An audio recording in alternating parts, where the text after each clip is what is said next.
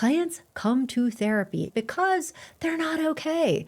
They are seeking help oftentimes during distress. They are going through a very hard time, sometimes the worst time in their entire life. Very frequently, they legitimately do not know what to do to help themselves in some ways. They're out of ideas. And so all of this really can heighten these feelings of vulnerability and dependency. Power dynamics in therapy. I tell you what, we as therapists don't like this idea. We like the idea of having an equitable, client-centered relationship with our clients where it's focused on them, it's not about us. That's the way we want it to be, and that's the way it should be. And the reality is that power dynamics are always part of the equation in our relationships with clients.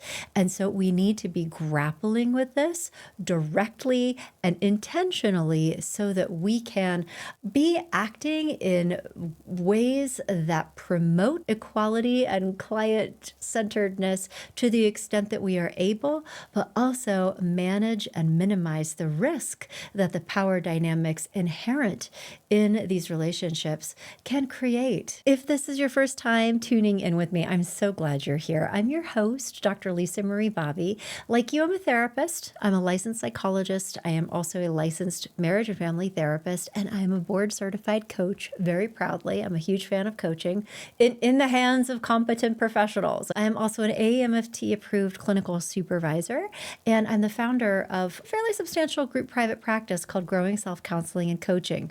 We have 50 plus therapists running around here these days. And because of all of these layers of professional experience, my work with my own clients, my own supervision and professional development, but also my role as a clinical supervisor and also as the person responsible for the healthy functioning of a large group practice, I have a fair amount of visibility into the things that can trip therapists up. Even really good, talented, caring, largely effective and very well-intentioned therapists can be vulnerable to a number of different things. And it's true for you. And so that's where love, happiness, and success for therapists is in some ways coming from, is to be talking about the things that we need to be talking about and being aware of so that we can go into every session with our clients from a place of genuine ethical operations, but also efficacy, but also with the intention of not just creating positive outcomes for our clients, but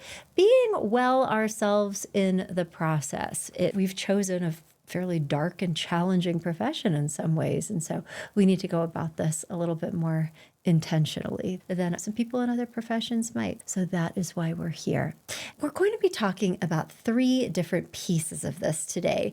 First of all, we're going to be talking about just the reality of power differentials. Again, because we don't want it to be true, I think we can avoid accepting the reality that it is true. We're going to do a quick review of why this is.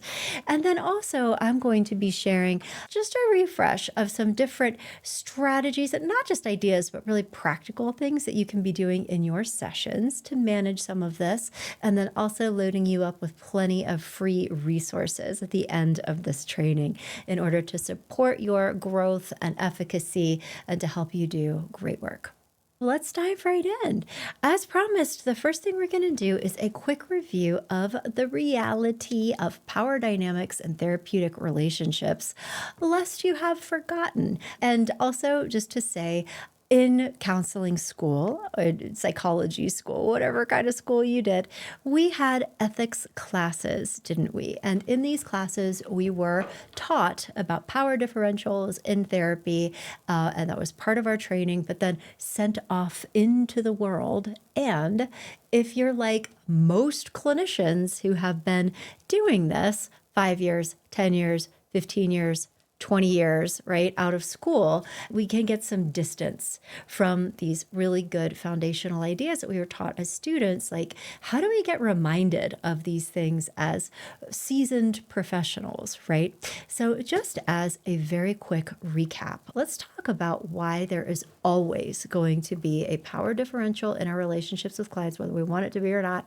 First of all, is that we are, whether or not we want to be, whether or not we say this out loud, perceived as the expert authorities in the room. We hold a position of expertise. And there's a reason for that. You went to school to learn about all these different things. You may have more insight into how this all works than your clients do. And just by virtue of the relationship itself, somebody is coming to you for help. Your clients will view you as an authority figure, whether or not you view yourself in that way, or whether or not you want your clients to perceive you in that way.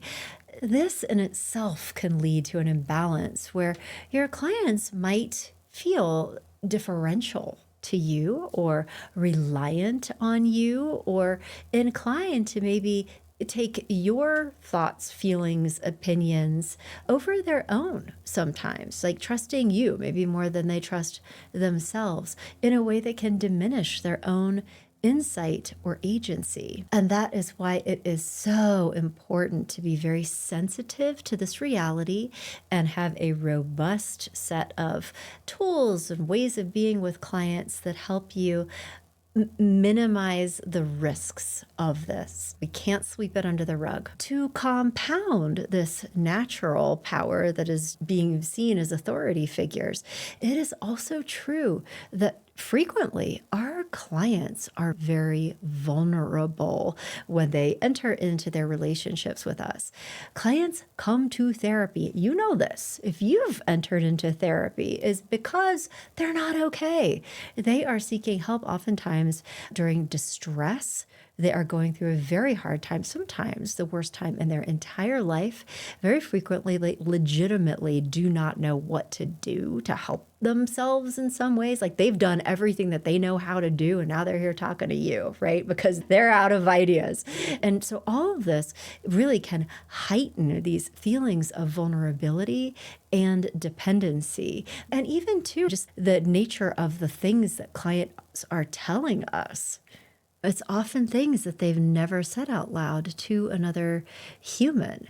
The level of vulnerability that people courageously engage in their relationships with us is profound, but it also creates this experience in clients where they are totally open, and as that can be very receptive to your influence, sometimes in ways that are even problematic to their own empowerment and their own autonomy, unless you're handling it really carefully. Beyond that, there are often cultural, social, societal power differentials that come into play in the relationships that we have with our clients. So race, gender, socioeconomic status, even the reality of being a highly educated professional person, depending on the population that you're seeking to serve, you may be working with people who are in just a different reality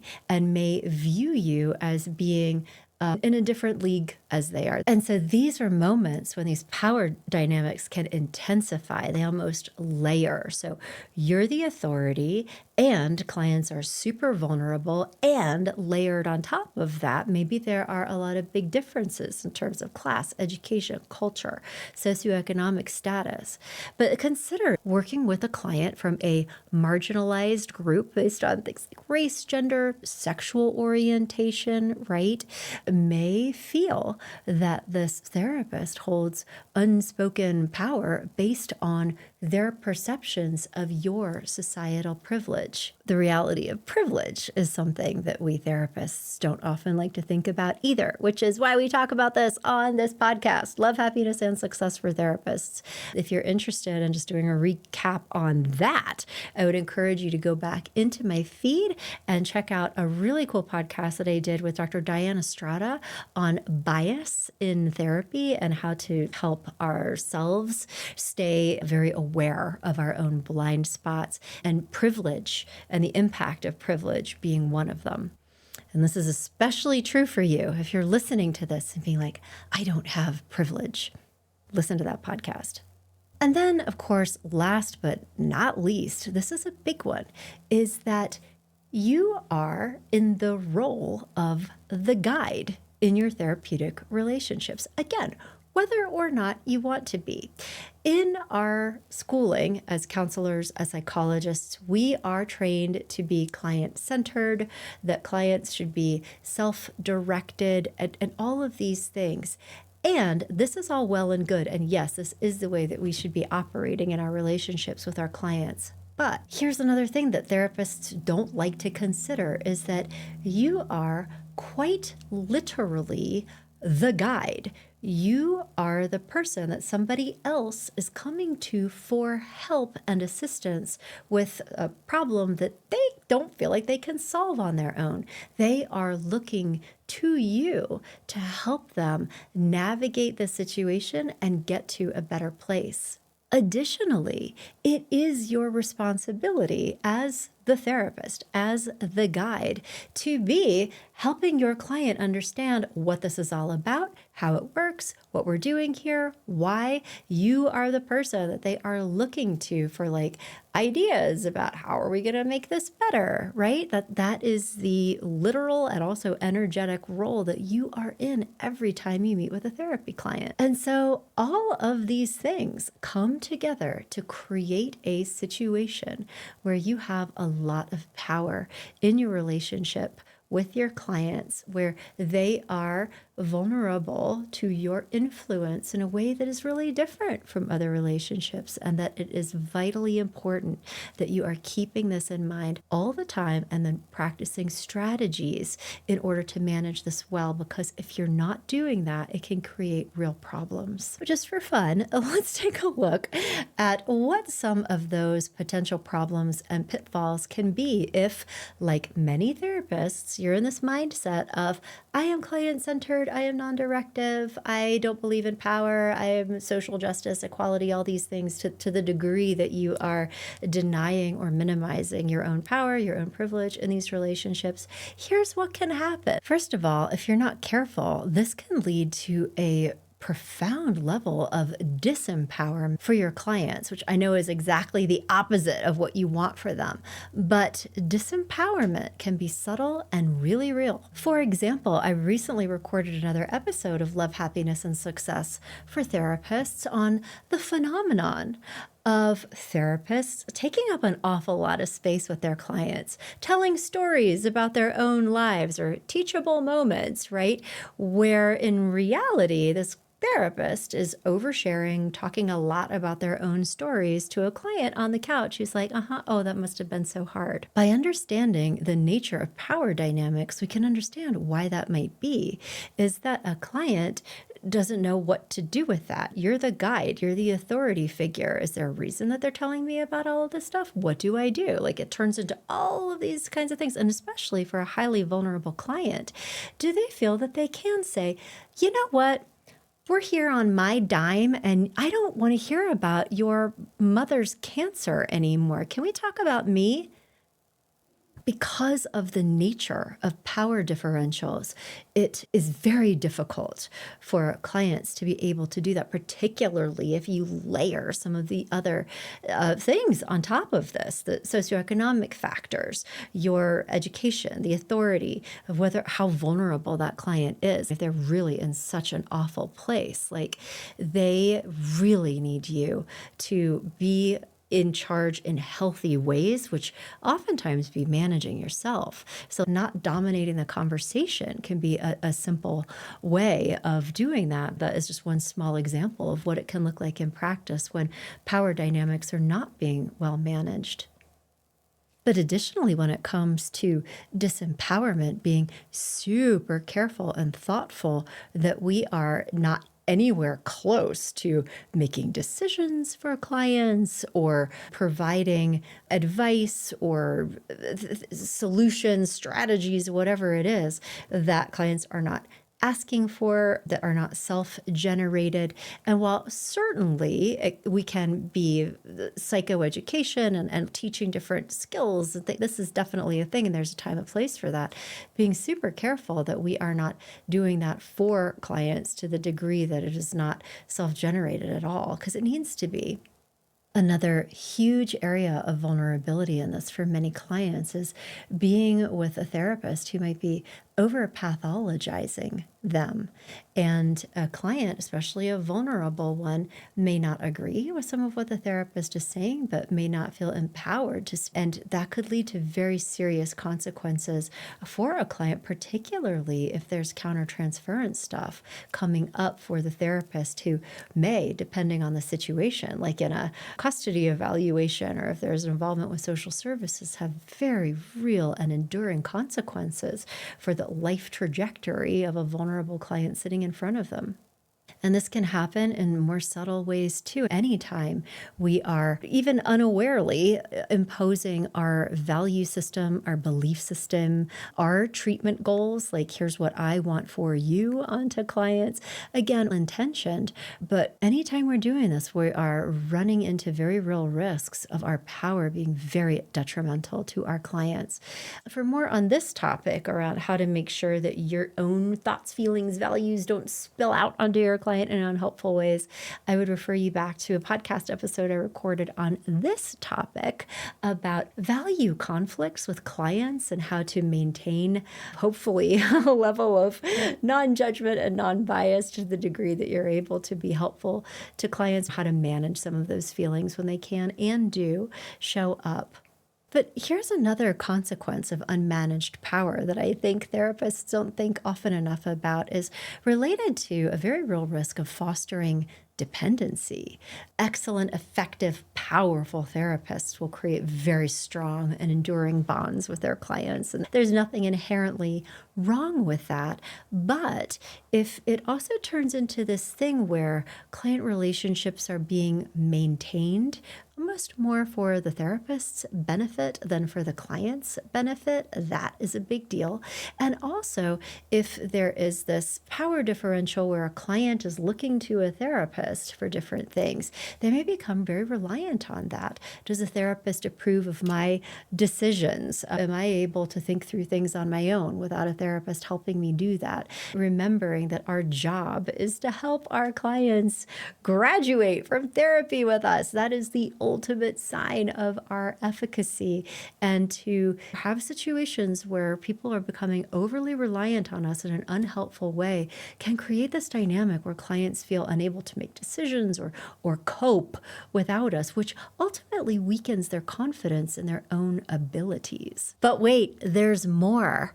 All of the afferences, transference and countertransference, are much more likely to be not just present, but unhelpfully and not managed well in a situation where there is an unmanaged power dynamic that maybe the therapist doesn't fully appreciate. Of course, we all know to be paying attention to transference, to countertransference when we are in relationships with clients, because there's good, deep stuff in there. But if we're not also paying enough attention to power dynamics in the relationship, the pieces of transference can get weird. Let me tell you why. If there are power dynamics that are not really overtly being attended to in your therapeutic relationships, some clients, particularly those with heavy histories of abuse or neglect, could be more likely to interpret your way of being as overly controlling, dangerous, untrustworthy,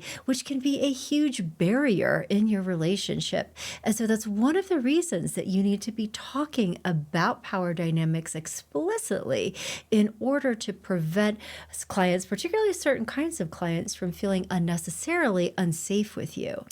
And of course, all us therapists are vulnerable to unconsciously projecting our own feelings or issues onto clients.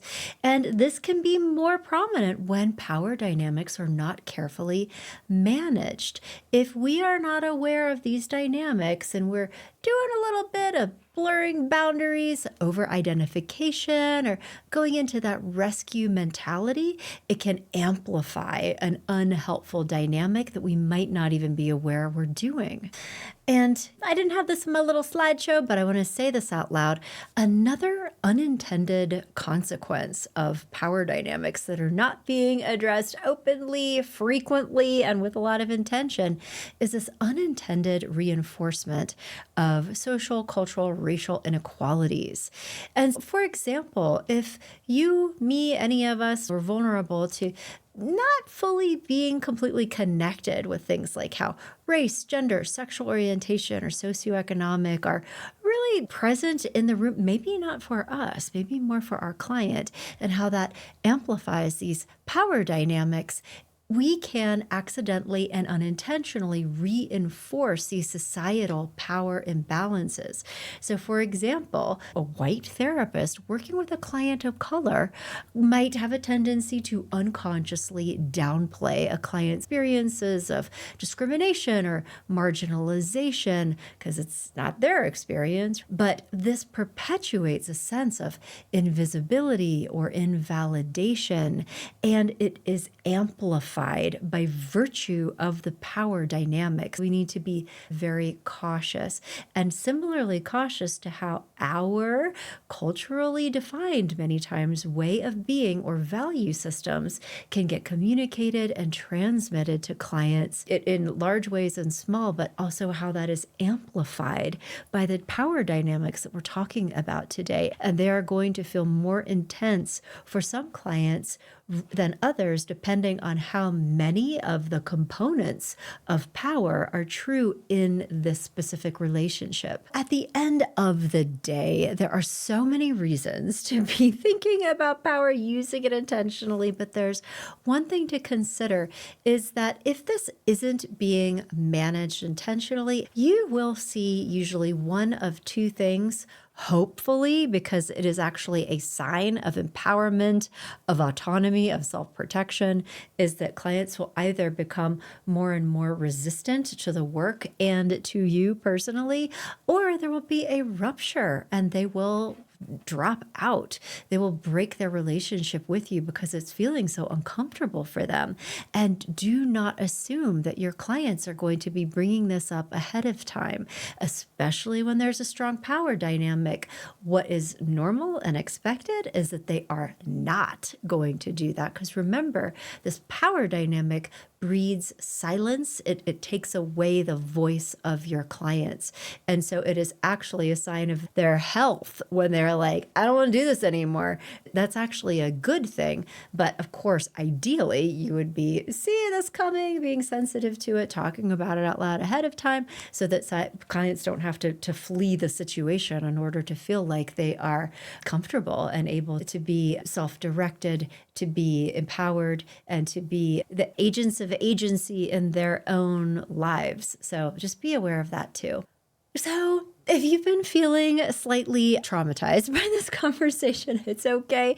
And hope is here because the next thing we're going to talk about are some really powerful strategies and best practices that you can be using in your clinical practice to avoid these pitfalls and really operating in a sensitive and aware way. And so the first thing to be considering is collaboration with your clients in every single way that you can imagine. You are co-creating this experience with them every step of the way.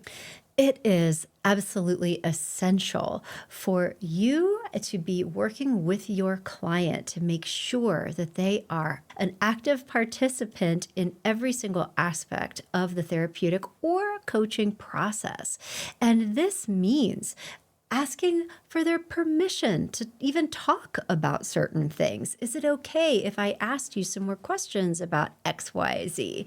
To be getting their consent when you broach certain topics and being respectful of their boundaries if they don't want to do that with you right now.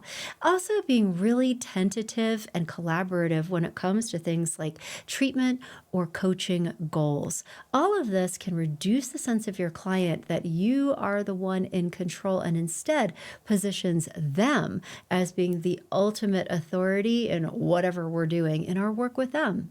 There are so many ways that you can do this. And every single session, I am always starting with what would be most helpful for you, for us to focus on today. I know last time we talked about XYZ, but I don't want to assume that is still important to you this week. Did you have hopes for our time together? Truly, like following them and always checking in about what they want, how they're feeling, what is important to them in a way that really places them at the very center of their work all of the time. And even if you're in a position where you need to be diagnosing clients or creating treatment plans, these are the criteria, the diagnostic criteria that I'm thinking about as we're talking about these things. I feel like this is probably the most important diagnosis, but does this feel true for you? If not, why not? And this is the treatment plan I'm considering that will guide our work together. But how do you feel about this? Do you understand this? I'm happy to explain some of this. And does this sound in alignment with what you want our work to be about? So every single step of the way, be collaborating. Another super important thing that all therapists and coaches need to be doing is extreme transparency. And I think in my experience, both as a supervisor, operating as a clinical director in the past, and running a fairly large organization, what I see as being the biggest mistake that therapists will make in this is not being nearly as transparent enough as they should be with their clients. And this amplifies an unhealthy power dynamic. So, what is this transparency of which I speak?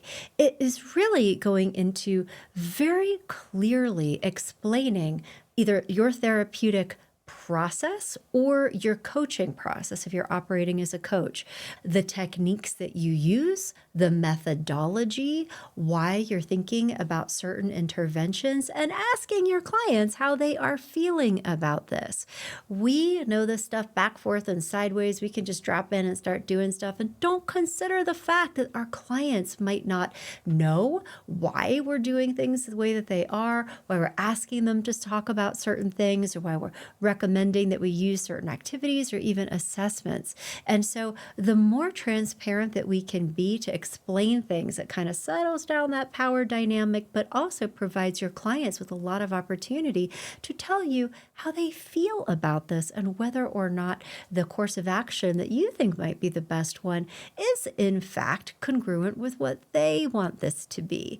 It demystifies therapy, it equalizes the relationship, but it also levels out this knowledge gap between you and your clients. And it also provides lots of opportunities for truly informed consent above and beyond them signing your disclosure paperwork. Additionally, we need to be emphasizing client autonomy in every way that we can. This means truly letting your client control and guide the process and doing that real explicitly.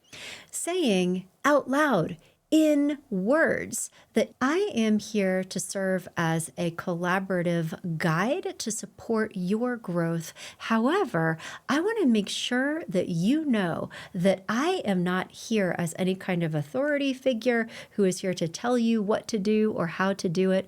My role is to be a process partner to create a space for you to get to know yourself more deeply and at the end of the day, come up with a stronger clarity about your values, your goals, the best course of action for you in your life. And I think that some people think that they're going to come into therapy or even coaching, drop in, tell a therapist everything that's going on, and then have that therapist tell them, okay, so here's what the problem is. Here's what you should do. And that is not how this works. We are here to help you tell me what is going to work best for you. And my role is as an experiential person that helps you have a time and space to do that. So I might ask you questions to elicit your thoughts about things, but it's really important that you're telling me, not the other way around. And I just wanted to say that out loud because a lot of people don't know that about therapy or coaching. So how do you feel about having that kind of relationship with me? So being able to say that kind of thing out loud in words to your clients is oftentimes, first of all, surprising to them because it might be in opposition to what they think this is if they haven't done therapy before. But also, I think it really does a lot to, again, flatten out that power hierarchical assumption or thing that clients can tend to experience if they don't understand what our intentions really are and what our role really is. That facilitation of client autonomy is incredibly important, and also certainly extends to if we do have thoughts about things that could be helpful, because we might feel like it would be helpful for a client to learn a new skill or to practice something differently, to do that in a very tentative way. I have an idea, but what do you think about this? As opposed to saying, here's what you should do. Oh, my little slide that was supposed to say humility, as in healthy humility, meaning that we are always receptive and open to other people's ideas and way of being, and not prioritizing or supremacizing our own. There are so many different ways of expressing healthy humility in our therapy and in our coaching practice, but I think some of the biggest ways is just being really curious about clients and doing so explicitly, and saying out loud things like, I hadn't thought about it that way before. That's an interesting perspective. Tell me more. Where you are out loud in words presenting yourself as being what is appropriate for this role of being a humble person who is curious and interested to understand your client, as opposed to this authority figure who may be sitting in judgment of them. It's really important that we're doing that explicitly. And then, of course, the most powerful tool that we all have at our disposal are regular check-ins with our clients and asking for feedback routinely, and making that just be part of the work. I cannot stress enough the reality that our clients are not going to broach challenging things with us as it relates to the relationship, and will oftentimes prefer to avoid the relationship altogether than confront us about something that is maybe not feeling that great for them. It is our responsibility to be creating spaces all the time, and really have it be an expectation that your client is going to be telling you how they are experiencing the work and how they are experiencing you. I set this expectation up with my clients in the very first consultation before I even have them as clients. Here's what you need to know about working with me. We're doing this together. I'm going to be asking you how this is going, and it's vitally important that you're telling me honestly. And so you can just expect that from me, and then reinforcing that. And of course, being extremely appreciative and always non-defensive if I hear anything that will help me improve my performance with them. But this is another crucially important piece of rectifying a power imbalance. So on this, I have a bunch of free resources for you that will help you keep growing in this area. On previous episodes of Love, Happiness, and Success for Therapists, I do deep dives into how to always be assessing, how to be checking in with clients, how to prevent client ruptures and maintain alignment with your clients over the long haul. And then, of course, you can find all of those on my website, growingself.com/therapists. And also, I hope that while we're thinking about connecting, you also connect with me on LinkedIn. This is where I post all of my different podcasts and videos and tools and resources to help you as a therapist grow and thrive. So I hope that you connect with me there if you have any questions or want to hear topics that I haven't discussed yet on the show.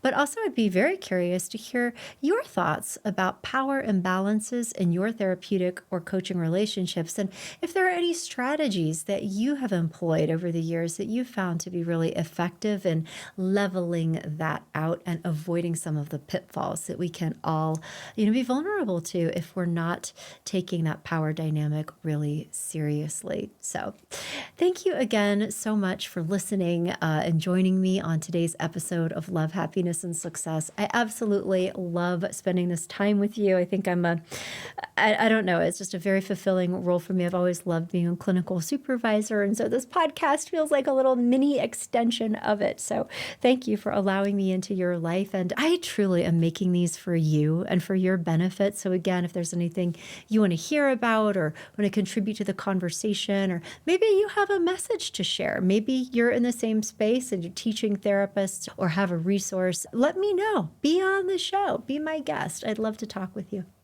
So thanks again. And I'll be back in touch with you next week with another episode of Love, Happiness, and Success for Therapists.